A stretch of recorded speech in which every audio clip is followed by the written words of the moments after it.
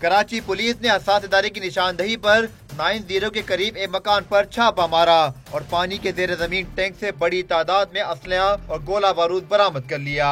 برآمد کیے جانے والے اسلحے میں anti aircraft guns, bulletproof jackets, SMG، LMG، دستی بم، رائفلیں، ہیلمٹ، گولیاں اور راکٹ لانچر شامل ہیں۔ مکان سے پانی کا ایک بل بھی ملا ہے جو شیخ نعیم اللہ کے نام پر ہے۔ یہ مکان کافی عرصے سے بند ہے۔ پولیس نے تمام اسلحہ اور گولہ بارود DIG غربی کے دفتر منتقل کر دیا۔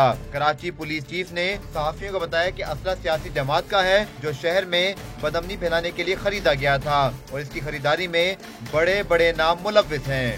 اور اس میں لندن میں مقیم کچھ عناصر راہ سے مل کے اور ساؤتھ افریقہ گروپ وہ شامل ہے اور ان کا مقصد تھا کہ 9 یا 10 محرم کے ارد گرد کوئی بہت بڑی دہشت گردی کی جائے۔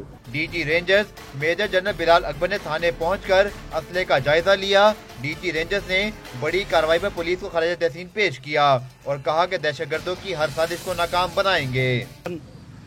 بہت بڑا یہ ذخیرہ تھا جو امن کے دشمنوں نے اکٹھا کر کے رکھا تھا اور یہ جو کریڈٹ ہے وہ کراچی پولیس کو جاتا ہے کہ انہوں نے اس کی انفارمیشن نکالی، اس کو ریکور کیا اور شہر کو اور شہریوں کو اور پرامن شہریوں کو، معصوم شہریوں کو جن کے لیے ایک بہت بڑا خطرہ تھا، اس خطرے سے محفوظ کیا۔ اس سے پہلے پولیس اہلکار گولیاں پانی کے ٹینک میں ہی چھوڑ گئے اور مکان کو سیل بھی نہیں کیا۔ کراچی پولیس چیف کی جانب سے کارروائی کرنے والی ٹیم کو 10 لاکھ روپے انعام دینے کا بھی اعلان کیا گیا ہے۔